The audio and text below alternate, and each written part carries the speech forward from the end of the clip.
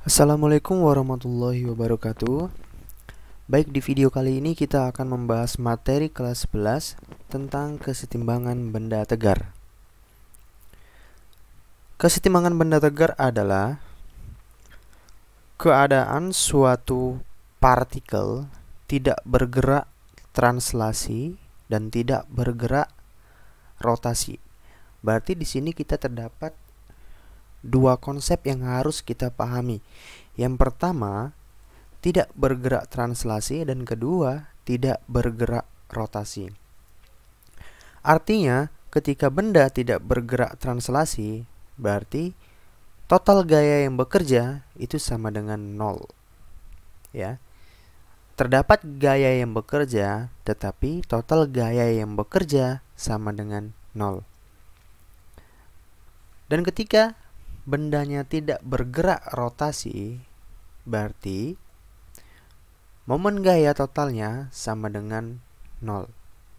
Artinya terdapat momen gaya yang bekerja, tetapi total momen gaya yang bekerja sama dengan 0. Dan ini merupakan suatu syarat kesetimbangan. Ya. Jadi syarat kesetimbangan benda tegar itu adalah sigma F sama dengan 0, sigma torsi sama dengan 0. Dan ini merupakan syarat kesetimbangan benda tegar. Namun, perhatikan bahwa sigma F sama dengan 0 ini merupakan besaran vektor. Ya, besaran vektor. Artinya, kalau F ini merupakan besaran vektor, berarti memiliki nilai dan arah. Ya. Arahnya itu ada dua, ya, pada dua dimensi, yaitu sigma Fx sama dengan 0 dan sigma Fy sama dengan 0.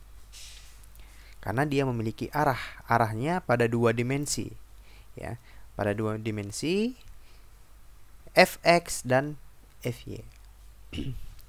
Jadi secara otomatis total gaya yang bekerja pada sumbu X itu sama dengan 0, dan total gaya yang bekerja pada sumbu Y itu sama dengan 0. Ini merupakan suatu syarat bagi kita untuk memahami materi tentang kesetimbangan benda tegar. Oke, jenis kesetimbangan. Jadi jenis kesetimbangan itu dia ada 3, ya. Yang pertama, stabil. Ya. Jadi kalau dia stabil, bendanya bergerak, dia akan kembali ke titik awal, ya. Ketika benda ini dia bergerak ke atas, maka dia akan kembali ke posisi awalnya. Yang kedua, labil. Ya, yang kedua labil. Jadi sini kalau misalkan ada suatu benda, kemudian dia bergerak ke bawah, apa yang terjadi? Benda tidak kembali ke posisi awal. Ya, ini dinamakan sebagai kesetimbangan yang labil. Yang ketiga, netral.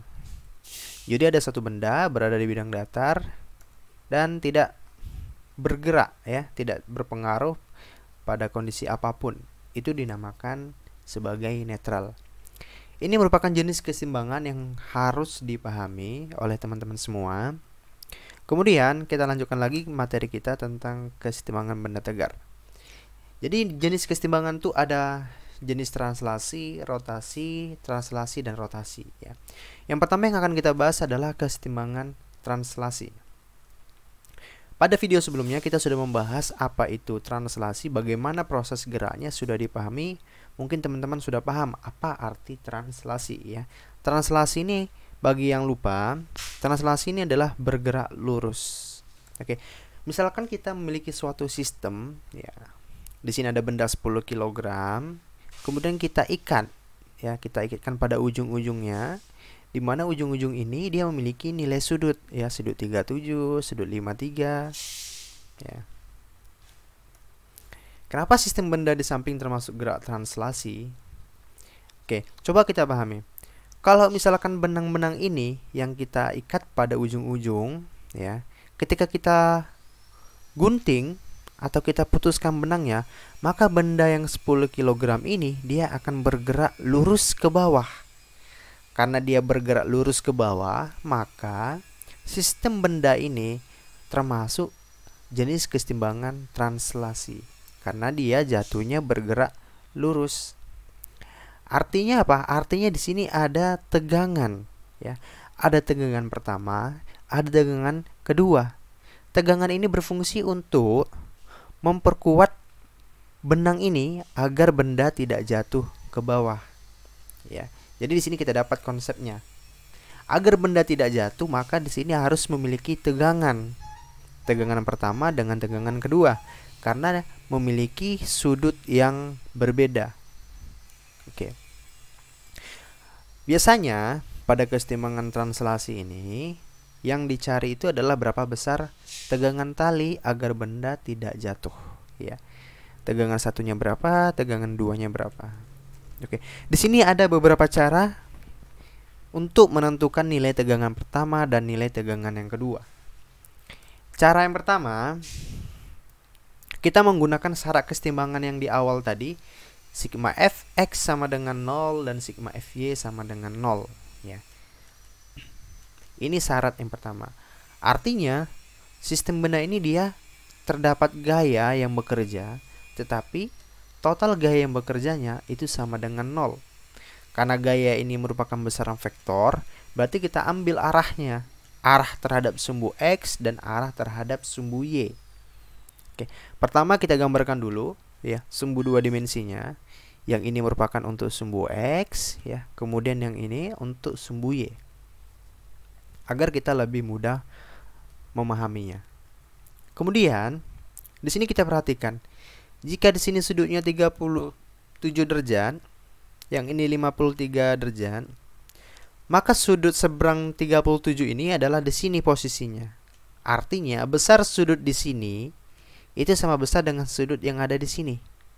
Berarti nilainya juga sama, 37 derajat. Begitu pula pada sudut yang di sini, ya. Sudut 53 derajat ini pada posisi yang di sini sama besar dengan posisi sudut yang di sini. Artinya nilai sudut yang di sini itu sama dengan 53 derajat.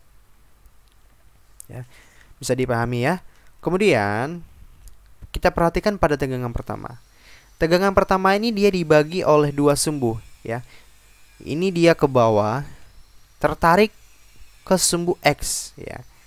Berarti ini merupakan T1X, tegangan yang dipengaruhi oleh sumbu X, ya.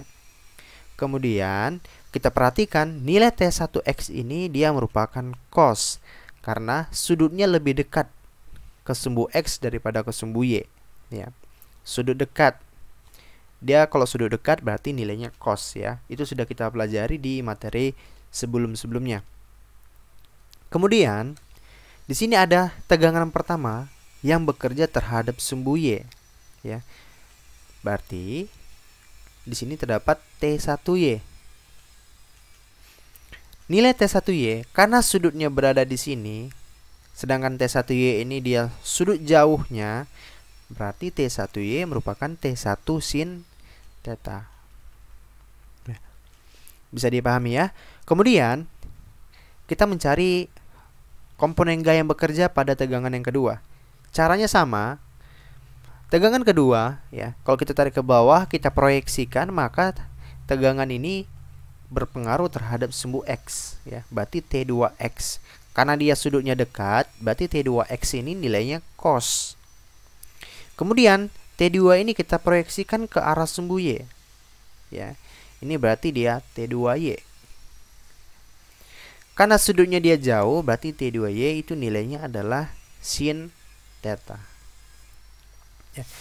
Dan ini merupakan salah satu syarat awal yang harus benar-benar dipahami oleh teman-teman semuanya, bagaimana untuk menentukan tegangan pertama, tegangan kedua. Ini konsep dasar. Setelah kita menggambarkan proyeksi-proyeksi gaya atau tegangan yang bekerja pada sistem ini, baru kita masukkan ke syarat kita. Syaratnya tadi adalah sigma Fx sama dengan 0 dan sigma Fy sama dengan 0. Oke, satu persatu kita kerjakan terlebih dahulu. Yang pertama kita kerjakan pada sigma Fx sama dengan 0. Oke. Di sini sigma Fx kita berarti fokus pada sumbu X saja, ya. Di sumbu X di sini ada T2X, ada T1X. Perhatikan. T2X ini berada di sumbu X positif, maka nilainya positif di sini ya. T2X, karena T2X itu nilainya adalah T2 cos theta, kita masukkan nilainya di sini. T2 cos theta. Kemudian T1X. T1X itu diproyeksikan terhadap sumbu X, di mana sumbu X-nya itu dia bernilai negatif. Posisinya di kiri. Makanya di sini dikurang. Dikurang T1X nilainya adalah T1 cos theta. Dikurang T1 cos theta sama dengan 0. Oke. Kemudian kita pindahkan sisi T1 cos ini ke sisi ruas sebelah 0. Sehingga nilainya T2 cos 53 sama dengan T1 cos 37. Karena nilai tetanya sudah kita ketahui ya. Pada tegangan kedua 53, pada tegangan pertama itu 37. Berarti T2 sama dengan T1 cos 37 dibagi cos 53.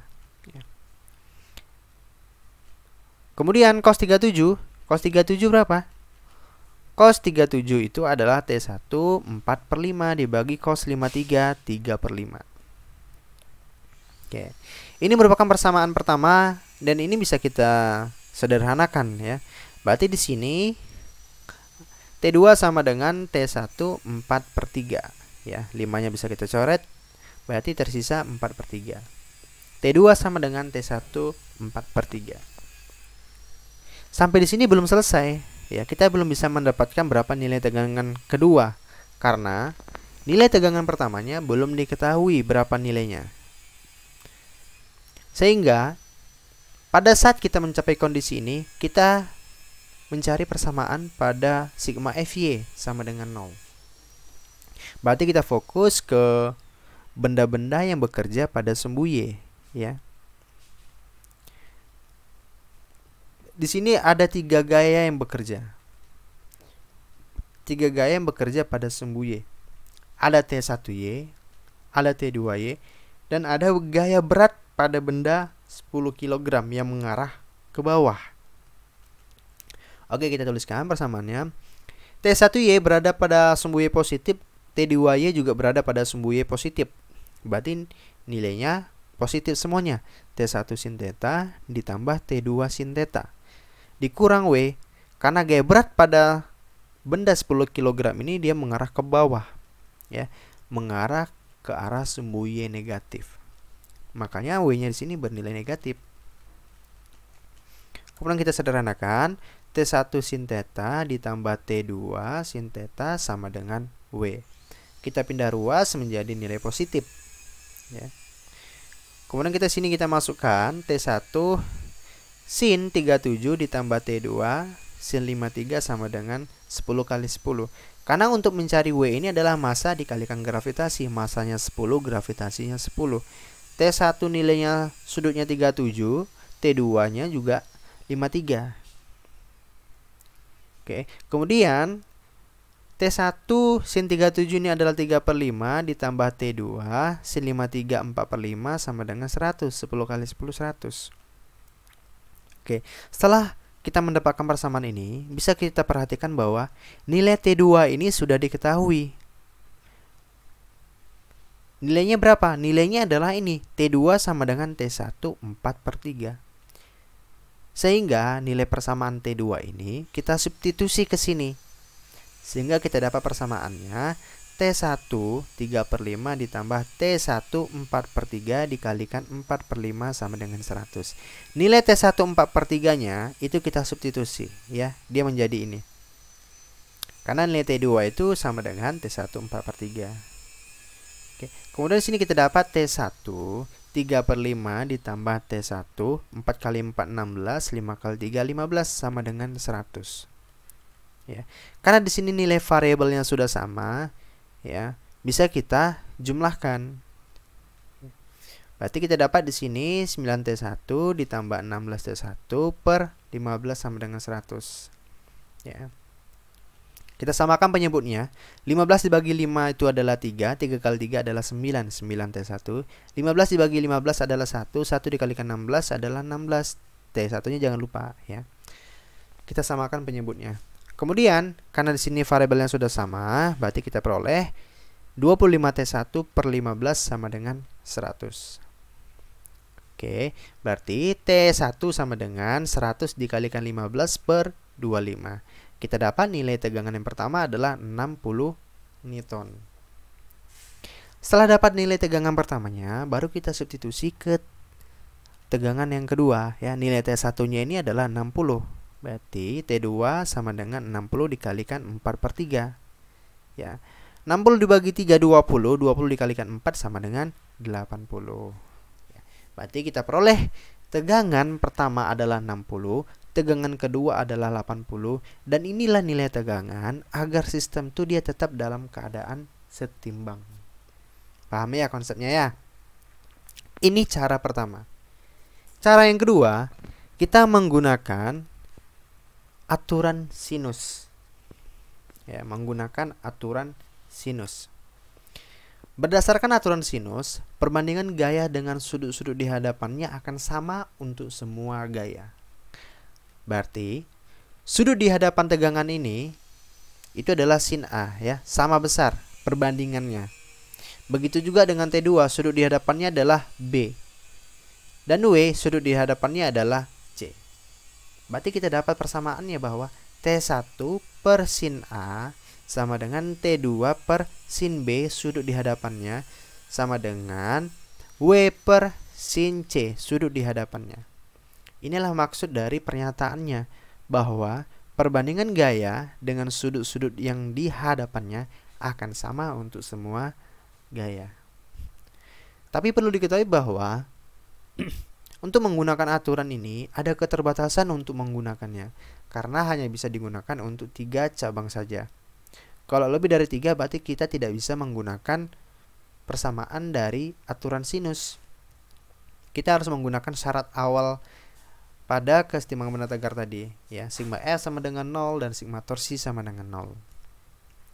Oke, coba kita buktikan apakah jawabannya sama dengan yang sudah kita kerjakan. Berarti di sini ini nilai T1, ini T2, dan W ini nilainya 10 ya. Kita ingin mencari berapa besar nilai tegangan pertama dan tegangan yang kedua. Oke, kemudian kita proyeksikan dulu ya gaya-gaya yang bekerjanya. Di sini nilai sudutnya 37 ya. Di sini 37 dan di sini nilainya 53.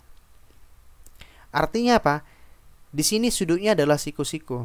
Yang di sini juga sudutnya siku-siku. Yang ini juga sudutnya siku-siku.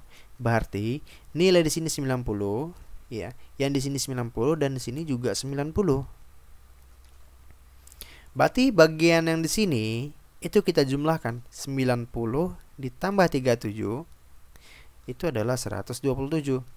Karena sudut B di sini adalah sudut tumpul ya. Berarti kita jumlahkan ini. Kemudian yang untuk ini juga sama ya, kita jumlahkan. Berarti 53 ditambah 90 itu 143 derajat. Oke, kita masukkan. Di sini karena nilai tegangannya belum diketahui, ya kita ambil tegangan pertama dulu terhadap W ya. T1 sin A itu sama dengan W per sin C. Karena kalau kita bandingkan dengan T2 belum bisa, karena nilai tegangan yang kedua belum dapat.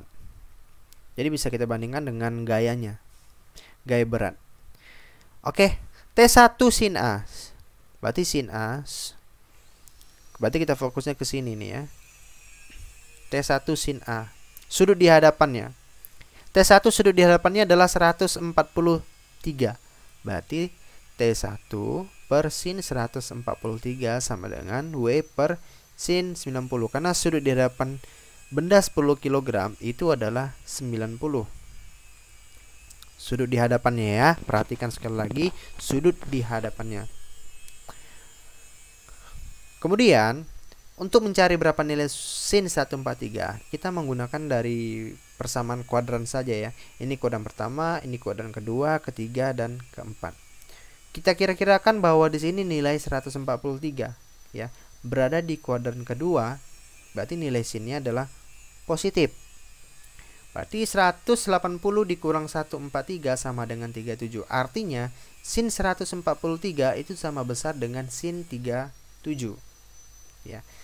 Berarti T1 per sin 37 sama dengan 100 dibagi 1, karena sin 90 adalah 1. Kemudian T1 dibagi dengan 3/5 ya. Sin 37 itu adalah 3/5 sama dengan 100 dibagi 1.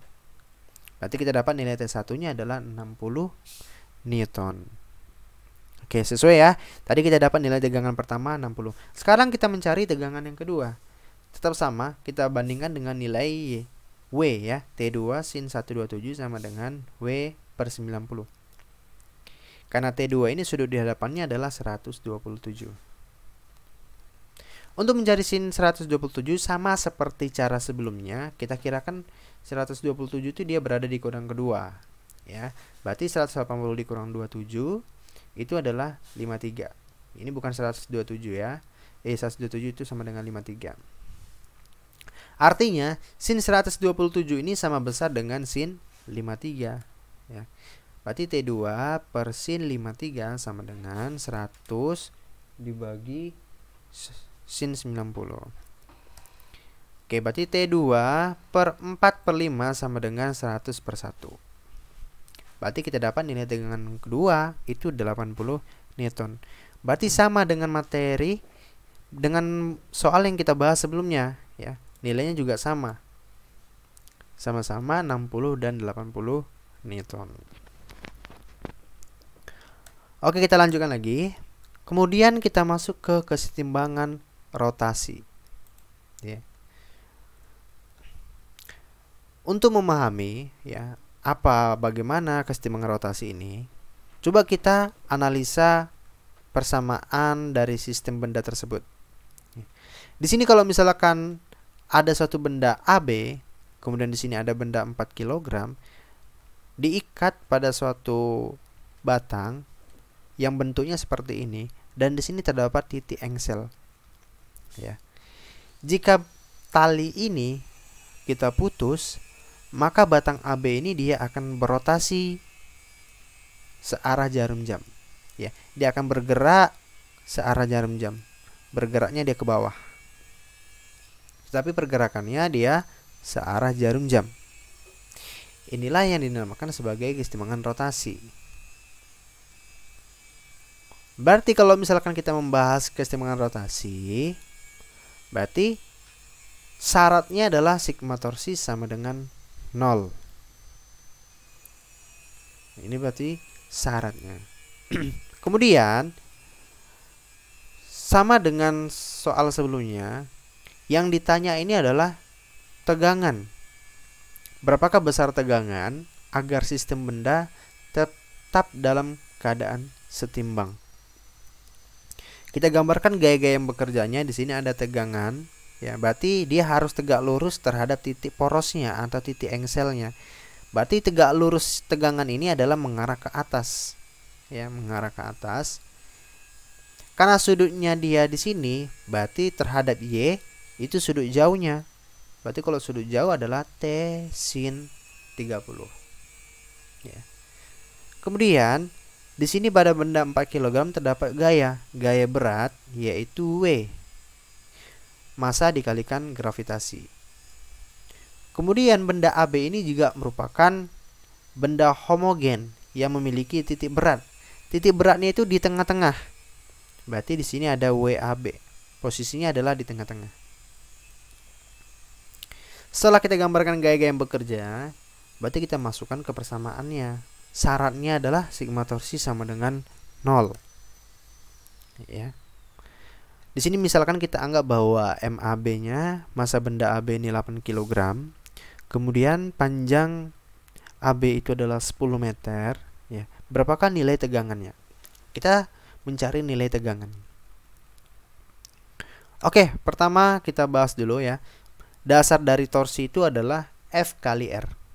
Ingat materi kita sebelumnya tentang momen gaya. Momen gaya itu rumusnya adalah gaya dikalikan lengan jarak. Berarti kita fokus kepada torsi AB ya ditambah torsi B dikurang torsi sin theta. Torsi AB ini artinya adalah fokus ke benda AB-nya ya, ke benda AB, dan dia bernilai positif. Kenapa dia bernilai positif? Karena dia bergerak akan searah jarum jam ya. Benda AB ini, benda yang homogen ini, yang titik beratnya di tengah-tengah ini, ketika tali ini putus, bendanya dia akan bergerak searah jarum jam ya. Makanya torsi pada AB itu dia nilainya positif. Begitu pula pada benda B. Benda B ini, benda 4 kg bernilai positif karena bendanya juga bergerak searah jarum jam. Sementara tegangan ya, dia bergeraknya searah berlawanan arah jarum jam ya terhadap titik porosnya. Oleh karena itu nilai tegangannya negatif. Ya, negatif torsi sin theta sama dengan 0.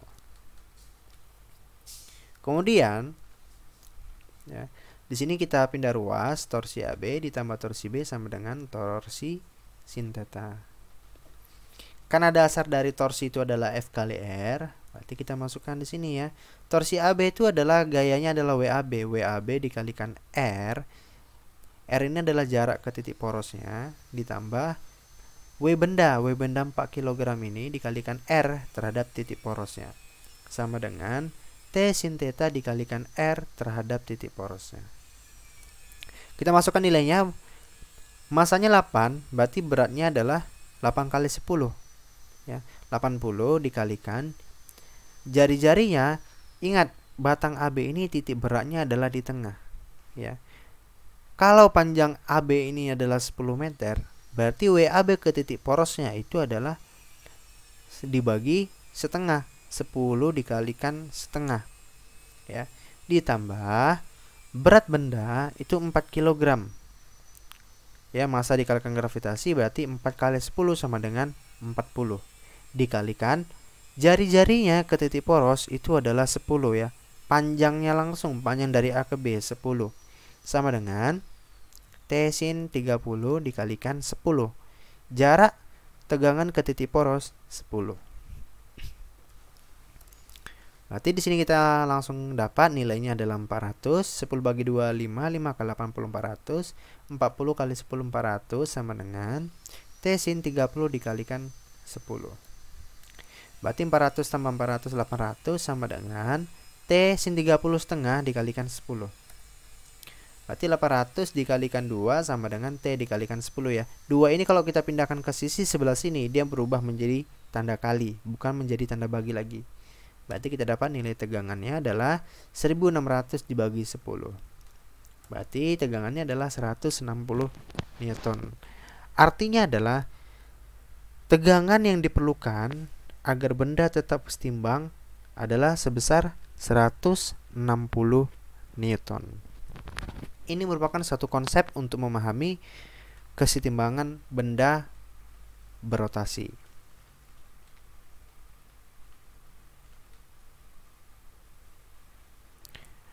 Oke, mungkin cukup sampai di sini penjelasan tentang kesetimbangan.